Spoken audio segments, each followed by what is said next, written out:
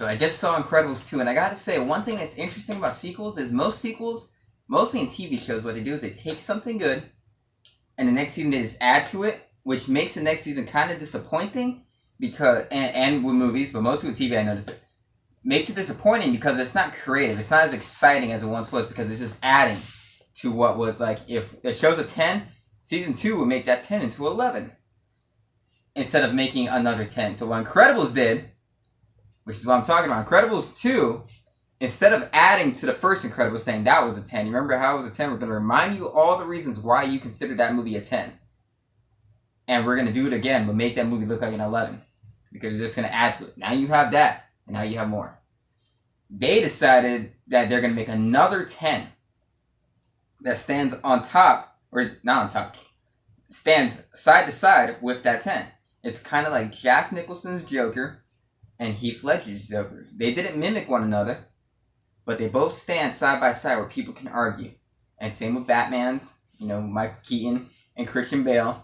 People can debate because they did it differently. So that's what I like about this movie is they did it enough different things that it could stand side to side with it, you know? I don't have to say, I don't have to really debate saying, I hope it one-ups it.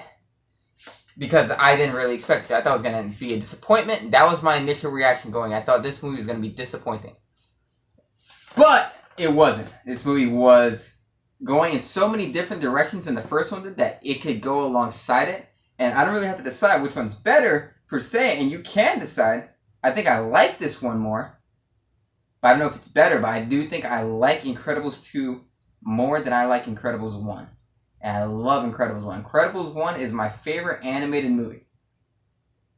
Animated in the style it's animated. Because I think my favorite animated movie ever is Spirited Away. But if we eliminate anime, because anime has so many great things in it.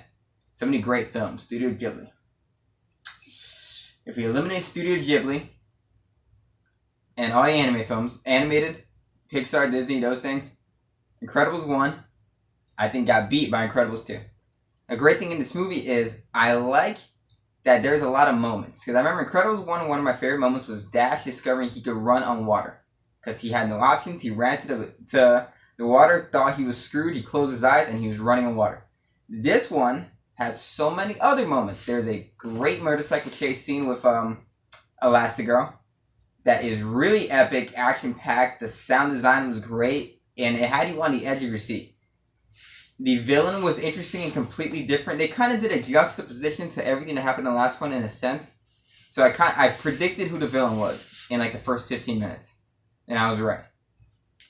But, and also Elastigirl was more the lead instead of Mr. Incredible, but I kind of like that. Even though, you know, in this day and age, it's kind of everything's like a feminist twist, everything like that, which is getting sickening. But this way didn't handle itself that way. Because you can look at it as just the reverse of everything that happened in the last one. Of who the lead is. And so on. But every character still felt like their character, but they added different problems. They added interesting problems. They went everything in a different way. All this stuff, because this movie takes place between two main plots that you kind of tell from the trailer. Mr. Incredible playing Mr. Mom. And don't worry, he has action sequences and he has great moments. He's not that the entire film. But him playing Mr. Mom, which is surprisingly hilarious. I loved every dynamic with that. Jack has some of the funniest things ever.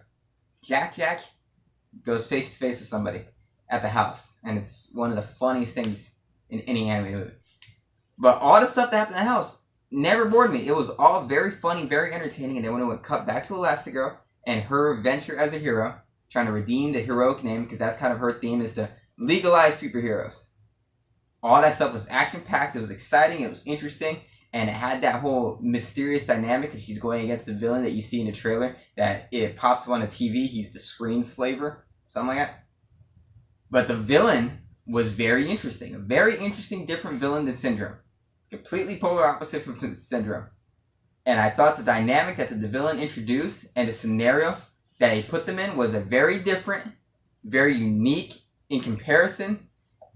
And it added a lot of thinking to it, a lot of intelligence to it. They had to think about what to do continuously. There was no easy way to beat this person.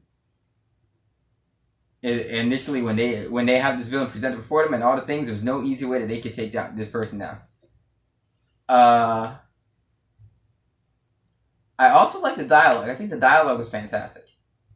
I think they had some great conversations. That everything you're thinking, you're like, well, if I was in this scenario, or if I was having a conversation about what they're having a conversation, this is the things I would say. They kind of say it.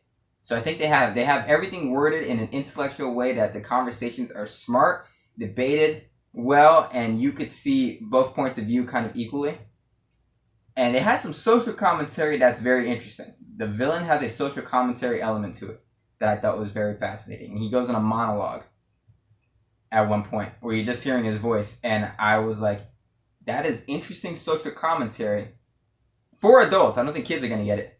But that's what makes First Incredibles and this one so good, is that they have dialogue and commentary for adults and for kids. They relate to in both fields. So it is a great superhero movie. It's a funny movie. Very funny. And the action scenes are great. They even have guns in it, which is surprising. Because I think that, they wuss out if they're having guns. But they have guns. They don't really use them a lot, but I'm saying the fact that they have guns is always surprising. But it's a great superhero movie, and I think, to me, I like it better than the first one. But I think that as quality goes, they could stand side by side, and you could debate which one's better. Some people like the first one better, this one better, but they are not really competing because they both went in very different ways, and I love that about that and respect that about the movie.